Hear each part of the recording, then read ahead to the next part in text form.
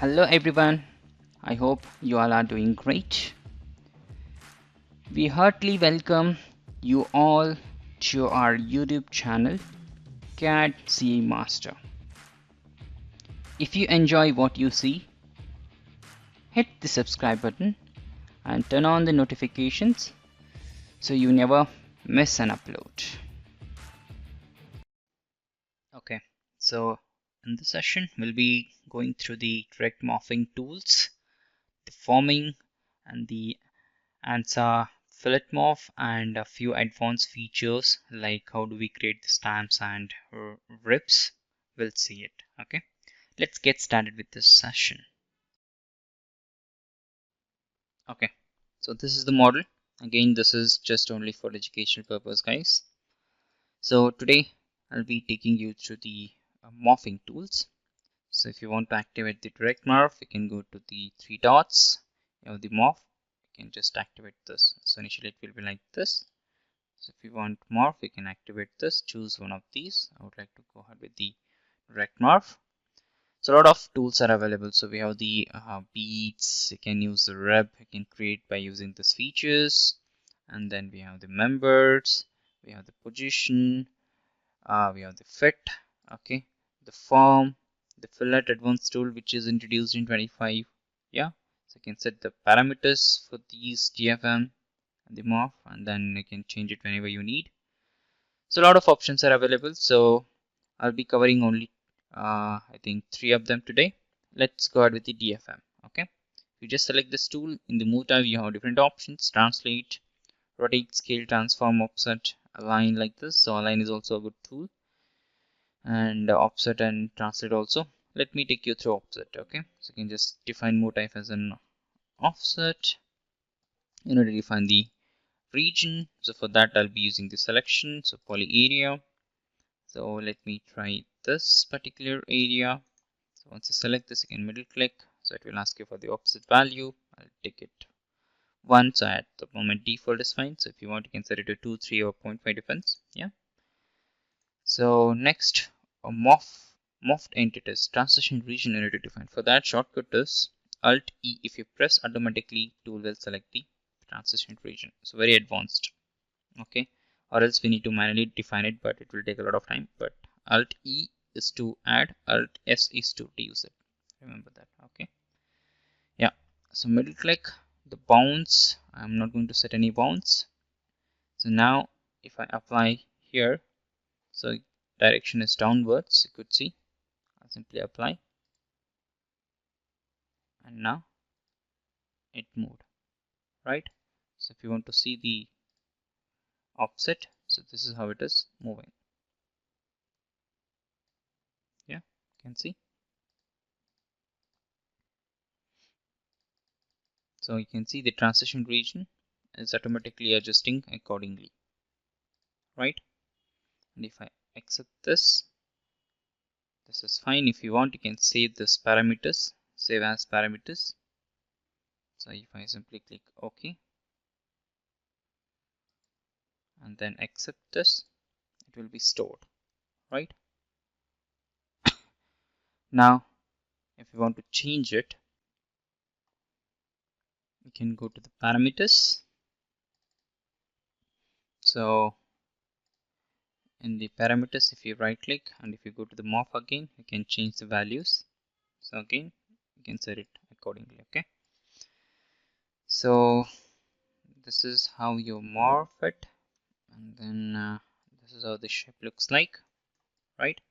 So this is one way of morphing. So you have offset, you have the translate. You can even do that. Translate in the sense you can just select the region and you can translate it up to a certain distance. So let's try that here. Yeah, let us see. Translate. So I need to select a region. Let's see, this one is fine. Yeah, so next, middle click. It is asking along which direction the translation you want. I would like to have it along Z1. Let us see. and morph region, so Alt E. So this is the region. Double click, no bounds.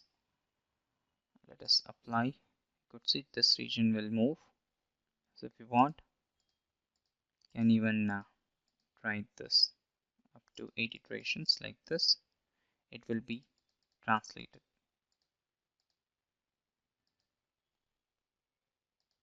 Yeah, so this is just to play inside, or if you want to move a particular region a lot, so you can just cancel this, modify. In the control entities, I would like to take this region, the whole region. Here I would like to uncheck this, middle click the morph region. I would like to unselect this, Alt E. I would like to take this whole region. Let us see. Next, next, and apply. You could see this region is moving, right? And accordingly, this region is morphing. So this is how you can morph it. Okay. So this is another way in the DFM. I'd like to show you this morph, how it is going to help you. This tool is quite complicated. So I need to select the region to form. So for that, I would like to take this region.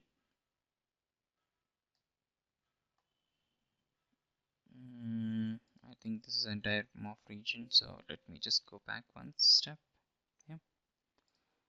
Morph, and I think still we have the CAD inside. Okay, for this I would like to release the mesh. Let us see. Double click, and now let us try direct morph, and this is the region which I would like to morph. Okay, transition region, Alt E again. So here switch, select this is the region for the transition for me. Fine. Now very important thing is to set the handler mode. People face difficulty here itself. So first you need to set all, and then you rotate your 𝐾𝐄 however you want. Okay, so transition neutral is this, deflection is along this direction, but deflection I would like to keep it along this. You can set it exactly for the 90 degrees. This is important. 89.72. Okay, no issues. Approximation here. I would like to set it like this somewhat. Here also it is tilted. Yeah. And then, so once you are done setting up this one, you can proceed to pinned end. So this is the pinned end here. You can drag it like this. I can see this shape change. Correct? And here we have the free ends. You can even drag them. You can see this is how it moves. So however you want, you can modify your shape. Okay, so in the transition region or in the form region, you can select this whole region. Let us try that. So I would like to select this. In this one, let us delete this. So in the form region, I would like to take this entire region. Yeah, here Alt E will help me to select this region. Fine. And now here, so free ends, I'm moving it here. You could see the setting. Properly need to set it up, and this is how it moves. Yeah,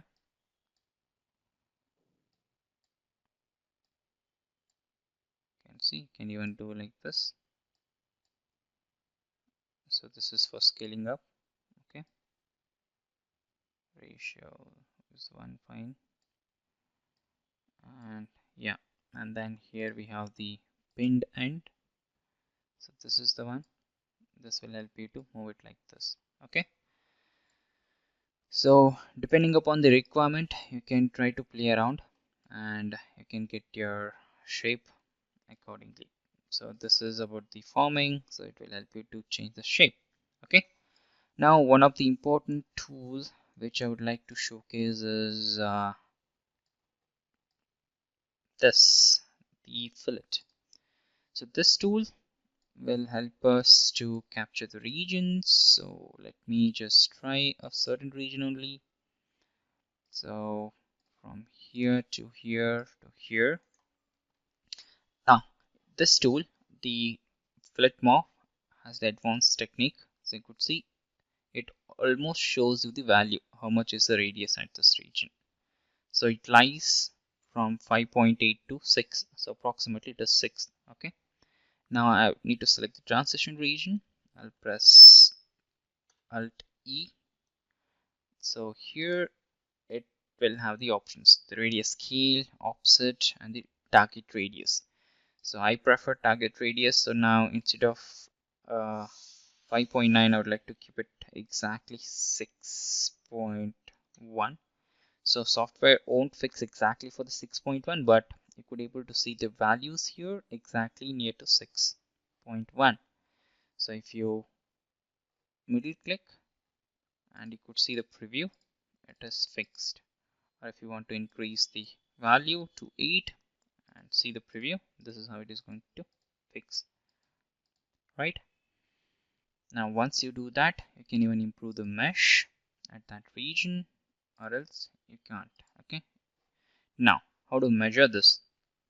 You can go to the fringe, set it to Q graph, and here in the options 3 dot we have the Q graph options. Take the radius of curvature.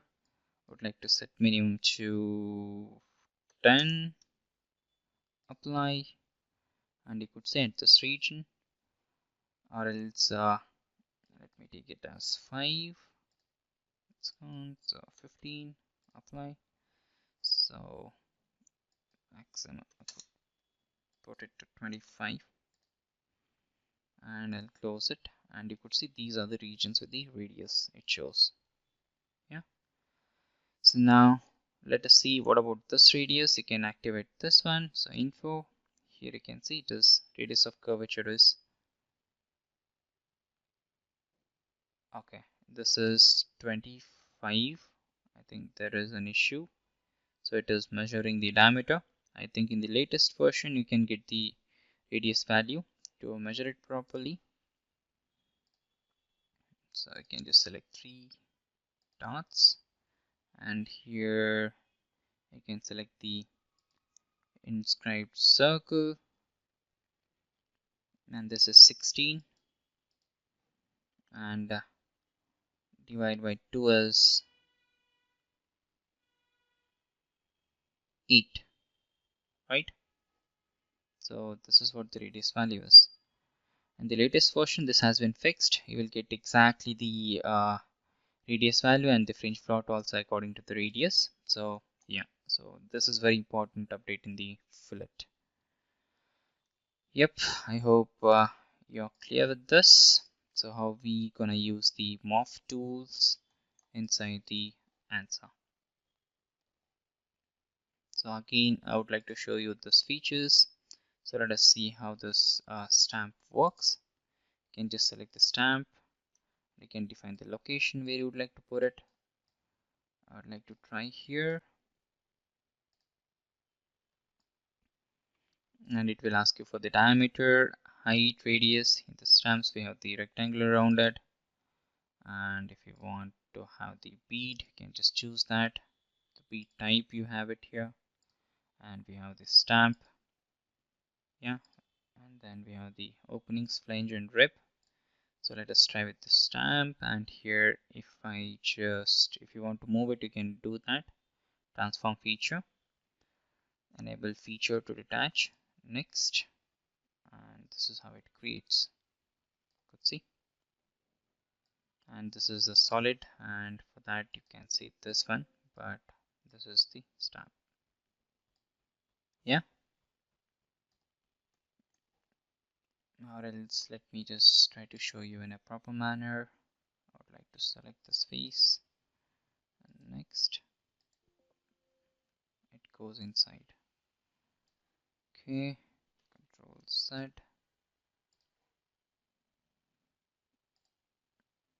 Bead here, radius is defined. Direction I will reverse it. Now you could see this is how it produces. Yeah, and then we do have other options to create the rib. So for that I need to define two adjacent edges. Let us try this. One more point. Yeah, so you need 3 points. Next, finish. So it will automatically create the ribs, and you'll have the structure. Okay, so these are the few advanced things in morphing. So I hope it is clear for you guys. Yeah.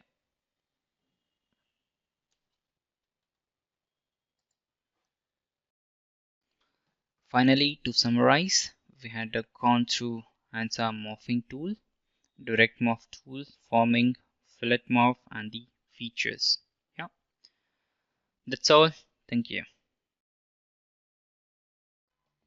We heartily thank you all for watching this video. If you enjoyed this video, don't forget to hit the subscribe button and give it a thumbs up. Follow us on Facebook, LinkedIn, and Instagram for behind the scenes content and the updates. Stay curious, stay awesome, and see you again in the next video.